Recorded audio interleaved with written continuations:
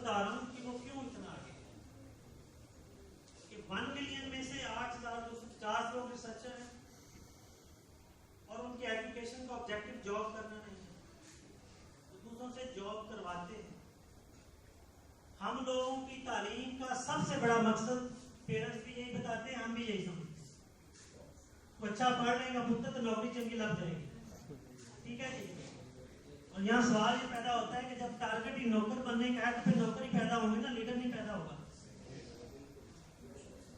तो फिर हम कहते हैं कि अच्छा लीडर नहीं है मुल्क के अंदर, फिर लीडर हम बनाने का सोच ही नहीं रहे।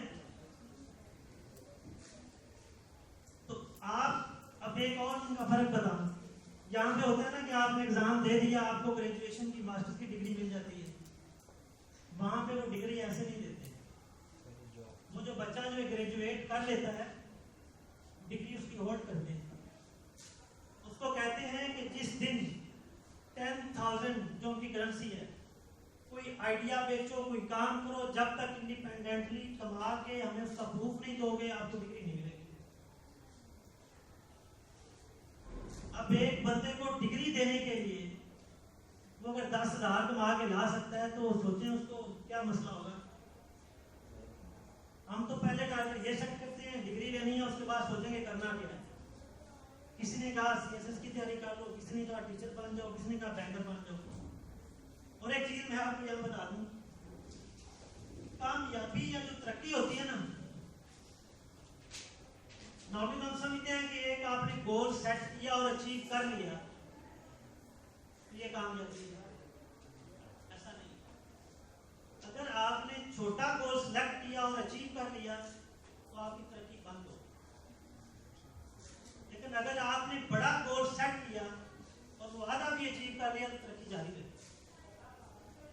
समझ आइए, मिसाल एक देते हैं।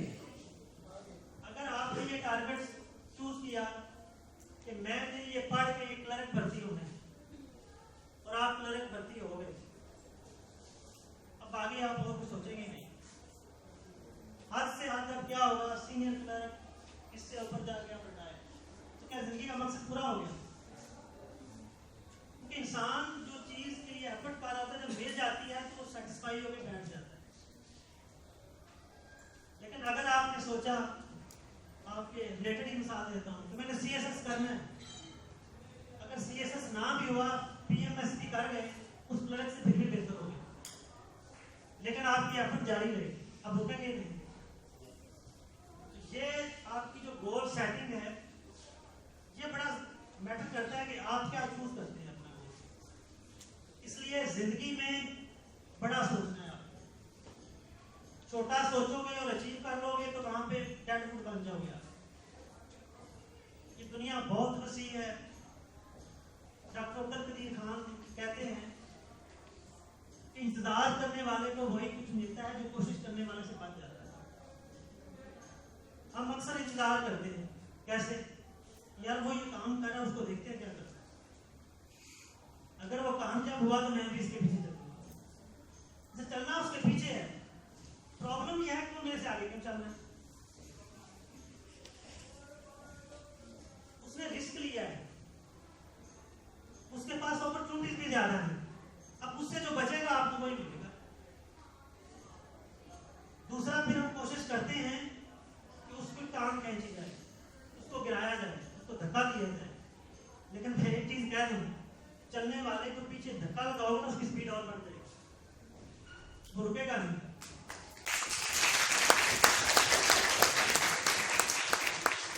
इसलिए खुद एक्टिव होना है, अपनी एनर्जी लानी है, इसको यूटिलाइज करना है, विजन को, नॉलेज को, इसको बढ़ाना भी है। दूसरों की टांगे नहीं खींचनी है, ना उनको धक्के लगाने हैं। ठीक हो गया? वैसे हम एक सर्वे पहुंचते होते हैं, चलेंगे आपको ऐसे ही बता देता हूँ, जिसके मुताबिक फिर उसकी आगे ट्रेनिंग करवाते हैं। पहले तो हर इंसान के ड्रीम होता है ना, जैसे आप भी यहाँ बैठे हैं तो कुछ ड्रीम थे आपकी लाइफ। उसके लिए 4 क्वेश्चन है, आप चाहे नोट करना चाहे नोट कर लें, सुनना चाहे तो सुन लें कि मैं जिंदगी में क्या चाहता हूँ, कि मैं जिंदगी में बनना क्या चाहता हूँ या क्या करना चाहता हूँ। नंबर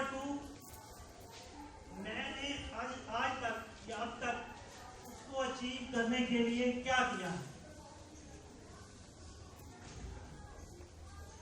नंबर 3 क्वेश्चन ये है कि ऐसी कौन सी चीज है जो मुझे उसको अचीव करने से रोक रही है? और चौथा क्वेश्चन ये है कि मैं आज से ऐसा क्या करूं कि मैं अपनी इस अचीवमेंट के थोड़ा और करीब हो सकूं? इसका आपने कहीं लैब में बैठ के इन चारों क्वेश्चंस के ऊपर गौर करना है, फिर अपने आप का स्वॉट एनालिसिस करना है कि क्या सिर्फ ड्रीम मैंने देख लिया है, उसके लिए प्लानिंग क्या है मेरी, कर क्या रहा हूं? सोचने से तो कुछ नहीं होगा। लेकिन एक चीज मैं हमेशा कहता हूं कि ख्याली पकाओ और पुलाव जरूर पकाया करो। कहते ना ख्याली पुलाव नहीं पकाना। मैं कहता हूँ ख्याली पुलाव पकाना बहुत अच्छी बात है, लेकिन उस पर रुकना नहीं है, उसको आगे पर इम्प्लीमेंट भी करना है। ये जो बिल्डिंग बनी है, ये ऑडिटोरियम बना है, ये कितनी दफा बना है? कितनी दफा बना? एक बार, ये 2 बार बना है। एक बार भी जेब में बना होगा ना, कोई आइडिया आया होगा, तो पेपर पे आया होगा, उसके बाद ये आज बना है। तो जिंदगी में अगर वो ख्वाब आप अचीव करना चाह रहे हो, उसके लिए पहले इस ज़हन में वो खाका बनाना पड़ेगा। वो ख्याली पुलाव पकेगा, उसको पेपर पे लाओगे और फिर उसको स्टेप बाय स्टेप आप अचीव करोगे।